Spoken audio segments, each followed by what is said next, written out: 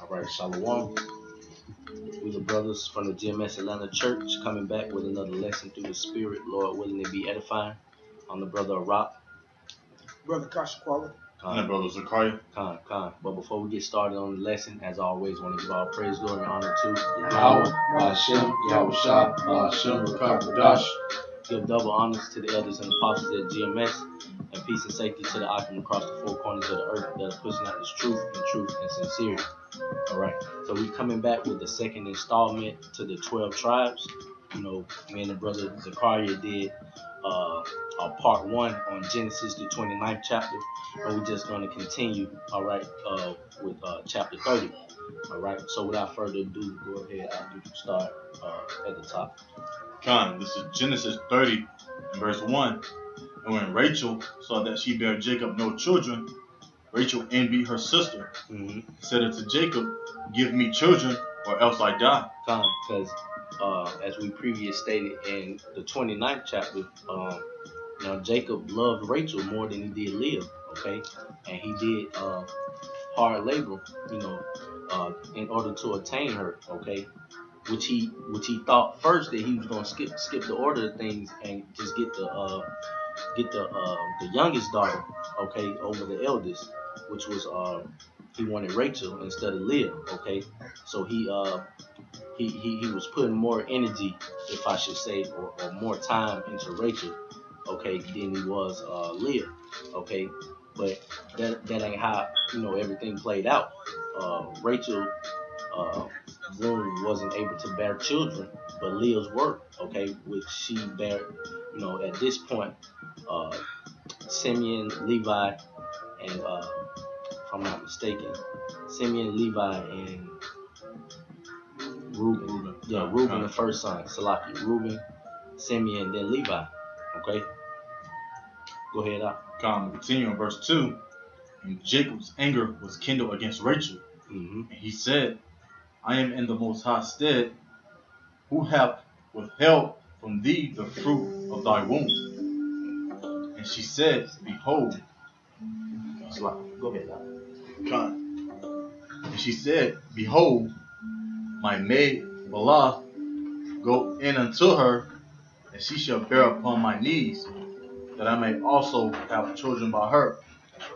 So, verse 2, Jacob said he was angered at Rachel, because almost it was like Rachel forcing his hand. But he told her, like, look, this is not up to me. It's up to the Most High, who made you bear. Okay?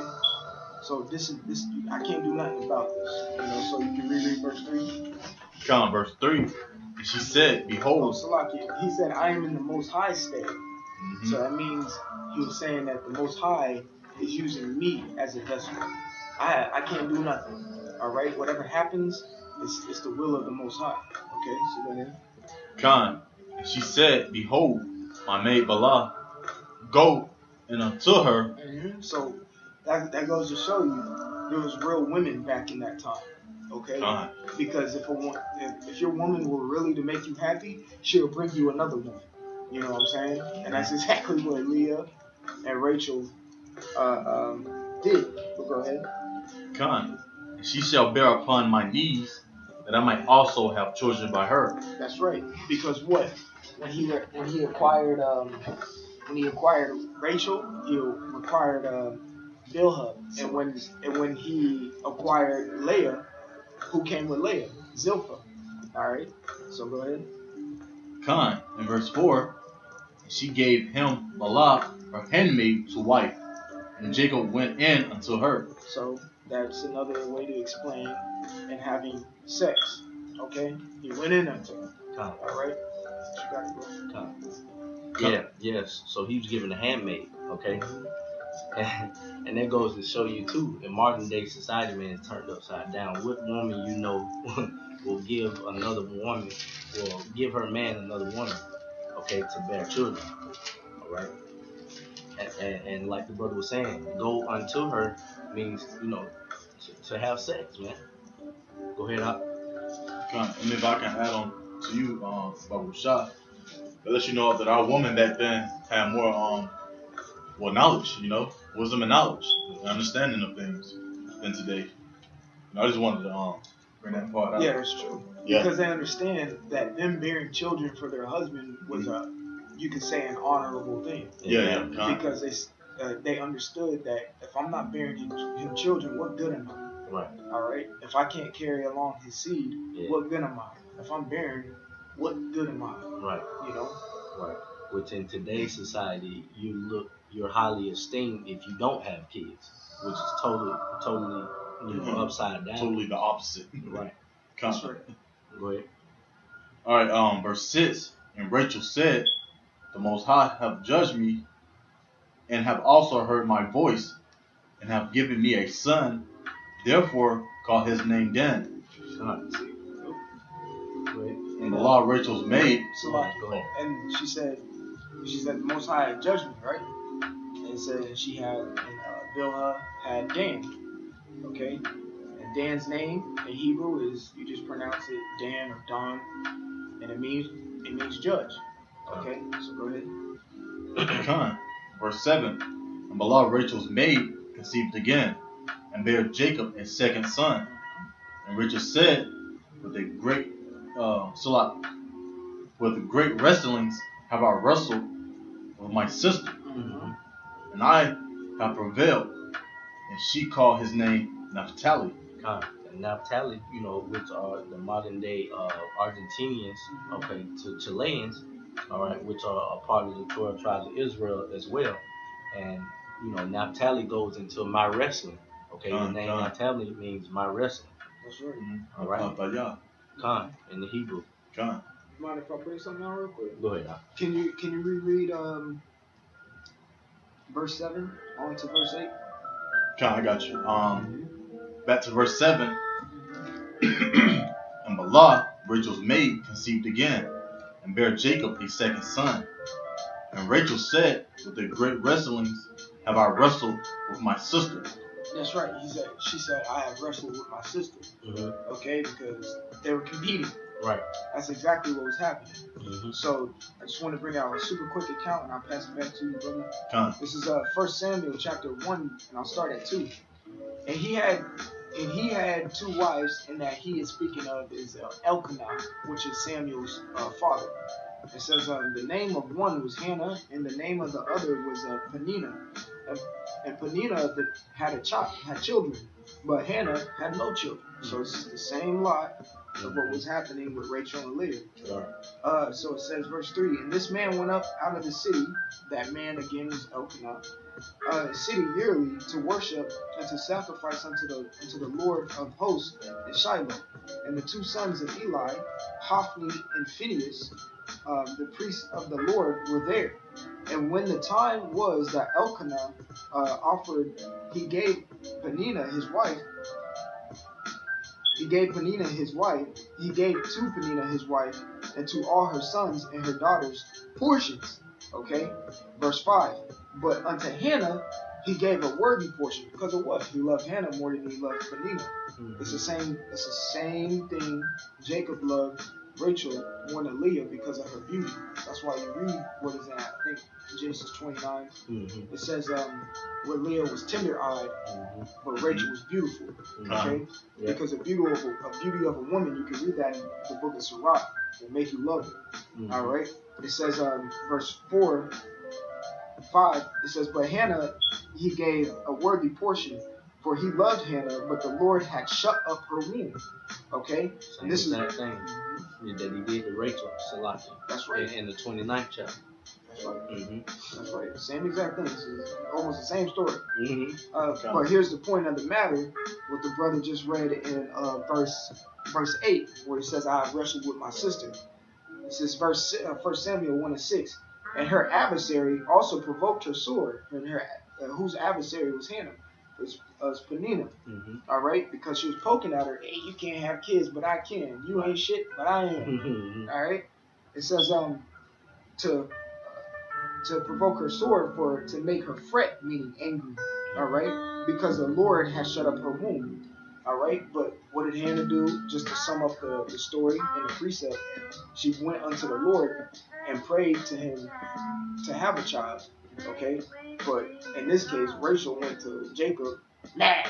You know what I'm saying? That's the difference right there. Yep. Okay. You know. Yeah. But go ahead. I had the blue letter of wrestling.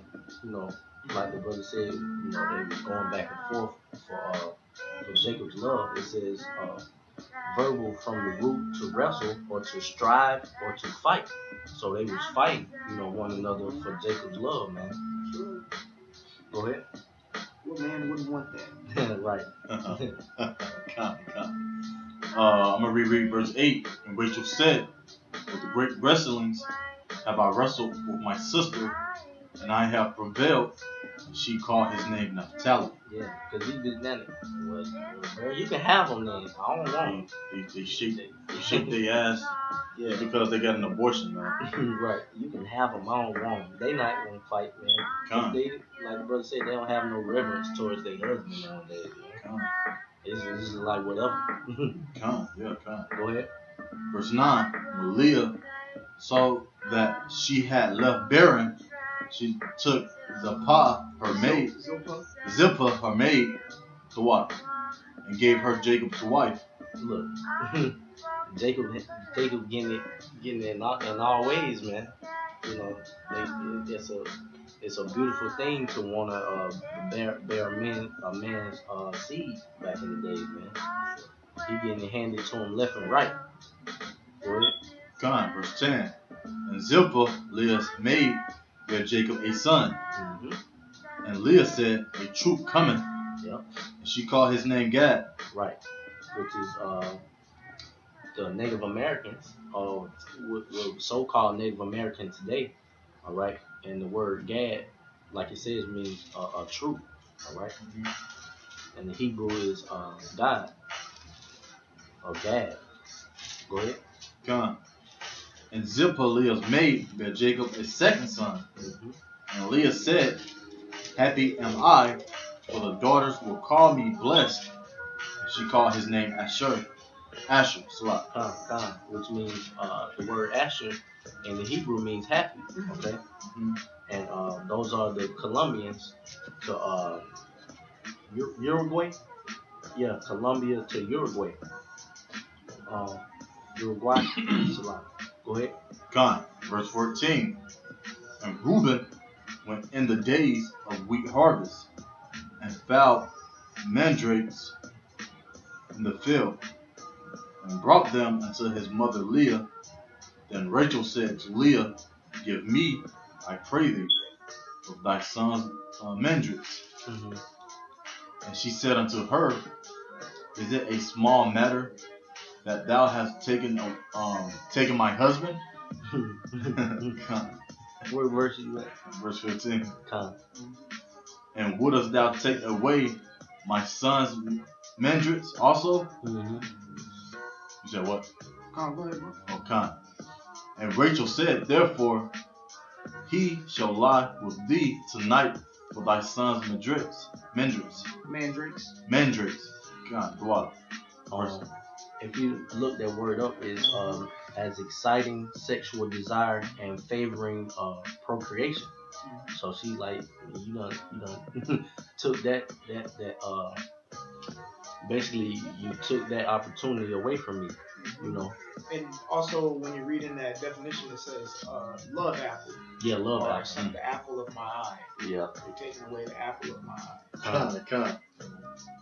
Verse 16. And Jacob came out of the field in the evening, and Leah went out to meet him, and said, "Thou must come in unto me, for surely I have hired thee with my son's mandrakes." And he lay with her that night. Yeah, they had sex. Okay, go ahead. And the Most High hearkened unto Leah, and she conceived, and bare Jacob the fifth son. And Leah said, "The Most High hath given me my hire, because I have given my maiden to my husband." And she called his name Issachar. Shashkar, okay, in the Hebrew, which is the so-called Mexicans, all right, and in the Hebrew it means he is hired, okay. Just to go back to verse 14, I did want to clarify something too. A mandrake, because it said Reuben went into the heart. It was during the days of the wheat harvest. He went to found mandrakes in the field. That is actual a type of herb, but it's an aphrodisiac. You know, there's a Greek goddess called Aphrodite. She's the Greek goddess of love. So when you hear something that's an aphrodisiac, it means it promotes love or sexual desire. So y'all can go ahead. Hey, the water for that. Yeah. So he did actually get a type of plant. Man, I think Rachel desired that plant from Leah's son. He's like, so you want to take these plants from my son? You already done took the apple, my mandrake. Gotcha. You know what I'm saying? My apple in my eye, my sexual desire. Right. Well, now you want to take it from my son. Right. You know what I'm saying? But you can go ahead and select it. Nah, that was on point because it was edifying point. The water. Go ahead. John, verse 19. And Leah conceived again and bare Jacob the sixth son. And Leah said, the Most High hath endued me with a good dowry. Now will my husband dwell with me, because I have borne him sixth son. And she called his name Zebulun. It was a Balawan. Okay, Zebulun. Go ahead. Come, verse 21. And afterwards she bare a daughter and called her name Donna. Verse 22. And the Most High remembered Rachel, and the Most High hearkened to her and opened her womb. So at this point, Rachel is able to now conceive, okay, and bear children. Go ahead. And she conceived and bare a son, and said, the Most High hath taken away my reproach. And she called his name Joseph, and said, the Lord shall add to me another son. And if I'm not mistaken, Joseph and Ephraim are brothers. Joseph had two sons, Ephraim and Manasseh. And Joseph, his Hebrew name is Yahweh, which means what it said right here. It means to add. Go ahead. Count verse 25. And it came to pass, when Rachel had borne Joseph, that Jacob said unto Laban, send me away, that I may go unto my own place, into my country. Give me my wives and my children, for whom I have served thee, and let me go. Go ahead. Come, for thou knowest my service which I have done thee. And Laban said unto him, I pray thee, if I have found favor in thine eyes, tarry, for I have learned by experience that the Lord hath blessed me for thy sake. That's right. So he was like, man, don't leave. Now you can leave, because you doing me well right now, man. You bringing me substance. You're giving my daughter children. Right. You know what I'm saying? I'm pretty sure Jacob's sons, because what we're reading right now isn't, verse by verse, everything's happening and just like back to back to back to back. This is happening periodically. This is within some years. Right. You know what I'm saying? It's just not what we're reading right now in a matter of 2 years. Yeah. You know what I'm saying? All the boys are babies. No. Yeah. You know what I'm saying? Some are grown. Some may be 20 and another one just born. Yeah. You know what I'm saying? Some may be 15, whatever. Yeah, because if it was written that way, man, the 30th chapter would be, long. Yeah. To the heavens. But the Lord gets to the point right. in the matter. Right. And even just to backtrack, whenever there's a woman mentioned in the Bible, okay, because what does the Revelation, I think the 21st chapter say? Maybe the 20th chapter, that his tabernacle dwelleth within men. So he only deals with particular men. But when there's particular women named in the scripture, that means they have a significance. So when it talks about Dinah being born, she has a significant part in the scriptures or in the historical accounts later on in this book. Her name means judgment. And what happened in that particular, thing that happened to Dinah was a judgment, and there was judgment calls made. You know what I'm saying? But even going so back to Laban, Jacob was like, yo, man, because we understand Jacob worked how many years? He worked 21 years for this man. He worked 7 years for Rachel, but got Leah. Right. He worked another 7, finally got Rachel, and then he worked another 7 after he acquired both of them. But now he wants to leave because his substance is getting big. Right. Okay, this even goes back to Abram and Lot. They're like, yo, both of us got a lot of substance. We're gonna have to split up and get our own land because all of us can't be contained in this one little part. We're gonna start fighting. So Lot went his separate way, and Abram went his separate way. It's the same thing that Jacob's trying to do right here. Plus, he fulfilled an obligated task or contract that he had with Laban. So y'all brothers got it. What verse is that? Verse 28. 28. You can continue. Go ahead. God, verse 28. He said, appoint me thy wages, and I will give it. Yeah, like, man, what you want? Just tell me. Yeah. And, I got you. Just don't leave. God, and he said unto him, thou knowest how I have served thee. Right. He like, I did 21 years, man. You already know how I'm serving you. I think it's well overdue. Like the brother was saying, my substance is getting too big. Just want to, pack up and leave, man. Do my own thing. Go ahead. And how thy cattle was with me, for it was little which thou hadst before I came. Yeah, you had little cattle before I came. Go ahead. And it is now increased unto a multitude. Yeah, now you have plenty. So what more am I to do here?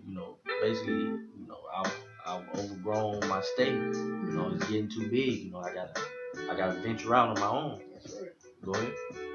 Come, and the Lord have blessed thee since my coming. And now, when shall I provide for my own house also? Right. So, hey, now I got to do for me. Should I not do the same for myself? Go ahead. Come, and he said, what shall I give thee? And Jacob said, thou shalt not give me anything. Yeah. Like, nah, man. It ain't nothing you can give me at this point. I'm ready. You mind if I get a quick preset? Go ahead. Because this is almost like something that was fulfilled in prophecy. Okay? Because when you go back to Genesis, the 12th chapter, this is Genesis 12 and 3, and this is the Most High speaking to Abram. It says, Genesis 12 and 3, and I will bless them that bless thee, and curse them that curseth thee. And in thee shall all families of the earth be blessed. Laban, he was a Syrian. That's why you read in, I think, the book of Deuteronomy, 23rd chapter, it does say, abhor not an Edomite, but when you go into it, it means Assyrian. Okay, because what? This. Right. Abhor not Assyrian. Okay, because something like this. But what? Laban was the brother of Jacob's mother. Yeah. Rebecca. So, he did this good service unto him. And Laban was like, oh, thank you. But his substance was blessed. Because what? He brought him in. He took care of him. He gave him 2 daughters. Yep. And that's in the scriptures right there in Genesis 12 and 3. It says, I will bless them that bless you. He blessed Jacob with these substances. In turn, guess what? The Lord blessed Laban because of Jacob. So Jacob's like, all right, you got all this, man. Just let me go. Right. You good now because of me. Right. Y'all got it. I'm going to continue. In verse 31. He said, what shall I give thee? And Jacob said, thou shalt not give me anything. If thou wilt do this thing for me, I will again feed and keep thy flock. I will pass through all thy flock today, removing from thence all the speckled and spotted cattle, and all the brown cattle among the sheep, and the spotted and speckled among the goats. And of such shall be my hire. So shall my righteousness answer for me in time to come, when it shall come for my hire before thy face. Every one that is not speckled and spotted among the goats, and brown among the sheep, that shall be counted stolen with me. And Laban said, Behold, I would it might be according to thy word. And he removed that day the he goats that were ring streak. Ring strike. Ring strike. Yeah, let's get that. What that means. Gotcha. Ring streak. Keep reading, bro. Ring streak or strike and spotted. And all she goats that were speckled and spotted, and every one that had some white in it, and all the brown among the sheep, and gave them unto the hand of his sons. That's right. So the ring strike is I quad. Yep. Which means streak or strike. There we go. It's already in your bone. No. Oh. So it's yeah. So pretty much it's like that strike. Yeah. What he was speaking about in the previous verses. Yeah, that's exactly what you meant. That's why oh no. I had looked. Kind of. Go ahead. Verse 36. And he set 3 days' journey betwixt himself and Jacob, and Jacob fed the rest of Laban's flock. And Jacob took him rods of green poplar. You said I said it right? Yeah, the first time. Alright, poplar. Poplar. And of the hazel and chestnut tree, and peeled white streaks in them, and them, and made the white appear which was in the rods. And he set the rods which he had peeled before the flocks and the gutters and the watered troughs when the flocks came to drink, that they should conceive when they came to drink. Right. And the flocks conceived before the rods, and brought forth cattle, ring stripe, speckled and spotted. So, go ahead. That's why his name is Jacob. Right. That's why his name is Jacob. Right. He right here, he said, oh, okay, bet. You don't want me to leave? Okay, cool. Right. I'm going to say I'm going to do this, I'm going to do that, I'm going to do that. I'm going to do this. Right. You know what I'm saying? I'm going to do this. I'm going to supplant. Right. All right. Is that what you're going to say? I was going to say he basically finessed them and started striking them his damn self. Yep. Finesse. Right. Go ahead. That's Jake for you. Yeah, right. You know, finesse. And Jacob did separate the lambs and set the faces of the flocks toward the ring stripe, and all the brown in the flock of Laban, and he put his own flocks by themselves, and put them not into Laban's cattle. So he ain't leaving empty-handed, man. He like you said, he finessed them, man, and striped them himself and separated them. Go ahead. And it came to pass, whensoever the stronger cattle did conceive, that Jacob laid the rods before the eyes of the cattle and the gutters, that they might conceive among the rods. But when the cattle were feeble, he put them not in. So the feebler were Laban's. Well, feeble means like weak. Right. So right. And the strongest Jacob. Right. So you put all the the weak and feeble cattle over there for him to keep, and took the strongest. Hey, that's smart though. So plant. Right. Verse 43. And the man increased exceedingly, and had much cattle, and maid servants, and men servants.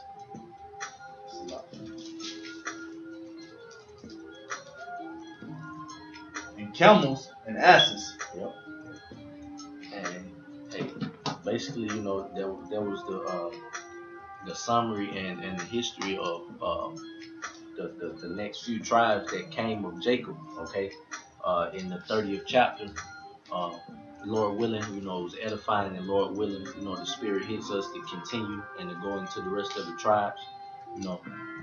And, you know, always want to give all praise, glory, and honor to Yahweh, Ba'ashem, Yahushua, Ba'ashem, Ruchakadash. Double honors to the elders and apostles at GMS. Continue to teach and rule well.